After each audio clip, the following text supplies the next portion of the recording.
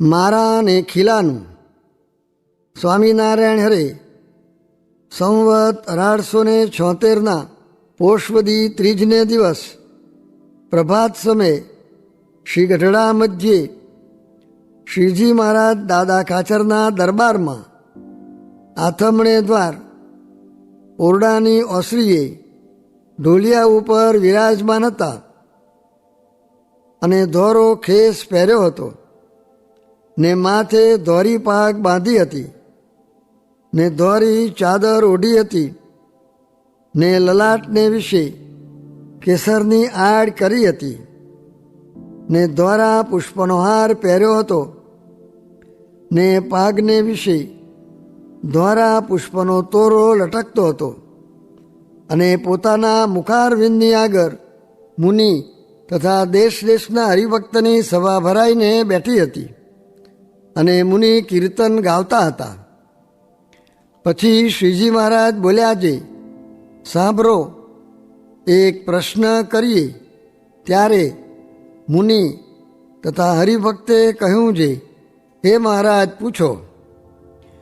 પછી શ્રીજી મહારાજ ઘણીક વાર સુધી વિચારીને બોલ્યા છે, આ સંસારમાં જે વિષય જીવ હોય તે પંચ વિષય વિના રહી શકે નહીં.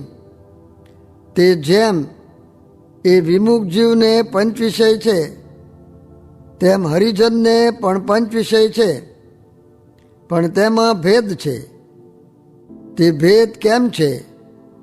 તો વિષય જીવ તો ભગવાન વિના અન્ય જે ગ્રામ્ય વિષય તેને ભોગવે છે, અને ભગવાનના ભક્ત છે તેને તો ભગવાનની કથા સાંભળવી તે જ શ્રોત્રનો વિષય છે, અને ભગવાનના ચરણારવિંદનો સ્પર્શ કરવો અથવા સંતના ચરણની રજનો સ્પર્શ કરવો તે ત્વચાનો વિષય છે, અને ભગવાનના અથવા સંત તેના દર્શન કરવા તે નેત્રનો વિષય છે, અને ભગવાનનો પ્રસાદ લેવો તથા ભગવાનના ગુણ ગાવવા તે જીભનો વિષય છે, અને ભગવાનને ચડ્યા એવા જે પુષ્પાદિક તેની સુગંધી લેવી તે ઘ્રાણનો વિષય છે. એવી રીતે વિમુખ અને હરિભક્તના વિષયમાં ભેદ છે, અને એવી રીતના વિષય વિના તો હરિભક્તે પણ રહેવાતું નથી. અને નારદ સનકાદિક જેવા અનાદિ મુક્ત છે તેણે પણ એવા પંચ વિષય વિના રહેવાતું નથી. તે સમાધિમાં ઘણાકાર રહે છે, પણ તે સમાધિમાંથી નીકળીને ભગવાનની કથા કીર્તન શ્રવણાદિક વિષયને ભોગવે છે. અને જેમ પક્ષી હોય તે પોતાના મારાને મૂકીને ચરવા નીકળે છે, તે ચારો કરીને રાત્રિ સમયે પોતપોતાના મારામાં જઈને વિરામ કરે છે, પણ પોતપોતાના સ્થાનકને કોઈ દિવસ ભૂલીને બીજાને સ્થાનકે જતા નથી. તેમ ભગવાનના ભક્ત છે તે ભગવાનની કથા કીર્તન શ્રવણાદિક એવો જે ચારો તેને ચરીને પોતાનો મારો જે ભગવાનનું સ્વરૂપ તેમાં જઈને વિરામ કરે છે. અને વળી પશુ પક્ષી સર્વે જીવ જેમ પોતપોતાનો ચારો કરીને પોતપોતાને સ્થાનકે જઈને વિરામ કરે છે, તેમ મનુષ્ય પણ જે કાર્ય હોય તેને અર્થે દેશ વિદેશ જાય છે, પણ પોતાને ઘેર આવે છે ત્યારે નિરાંત કરીને બેસે છે. એ સર્વ દ્રષ્ટાંત સિદ્ધાંત કયા તે ઉપર તમે સર્વે હરિભક્તને અમે પ્રશ્ન પૂછીએ છીએ.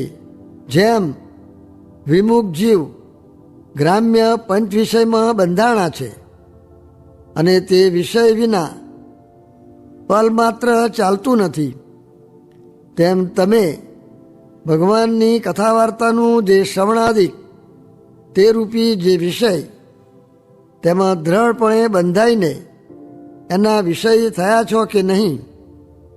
અને વળી બીજો પ્રશ્ન પૂછીએ છીએ જે જેમ પક્ષી ચારો કરીને પોતાના મારામાં આવે છે તેમ તમે સર્વે ભગવાનની કથા કીર્તનાદિક રૂપી ચારો કરીને પાછા ભગવાનના સ્વરૂપરૂપી મારામાં વિરામ કરો છો કે બીજે જ્યાં ત્યાં વિરામ કરો છો?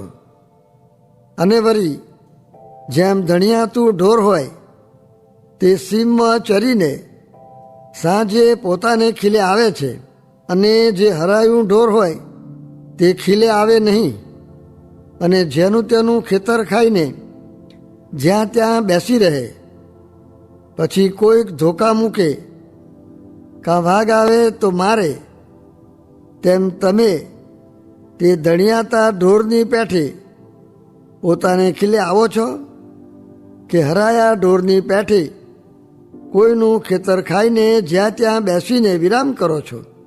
એ સર્વે પ્રશ્નોનો ઉત્તર પોતાના અંતરમાં વિચારીને મોટા મોટા હો તે કરો. પછી મુનિ તથા હરિભક્ત સર્વે જુદા જુદા બોલ્યા છે, હે મહારાજ, ભગવાનની કથા કીર્તનાદિકના વિષય પણ થયા જ છીએ, અને ભગવાનની મૂર્તિરૂપી જે મારો તથા ખીલો તેને મૂકીને બીજે ઠેકાણે રહેતા પણ નથી. તે વાર્તાને સાંભળીને શ્રીજી મહારાજ ઘણું પ્રસન્ન થયા, અને વળી તેને તે દિવસ બપોર નમતે શ્રીજી મહારાજ દાદા ખાચરના દરબાર વચ્ચે લીમડા તરે ઢોલિયા ઉપર વિરાજમાન હતા, અને પોતાના મુખારવિંદની આગળ મુનિ તથા દેશ દેશના હરિભક્તની સભા ભરાઈને બેઠી હતી, ને પોતે શ્રી વાસુદેવ નારાયણના મંદિર સન્મુખ વિરાજમાન હતા, અને મુનિ કીર્તન બોલતા હતા. પછી શ્રીજી મહારાજ બોલ્યા છે, હવે તો પ્રશ્ન ઉત્તર કરો.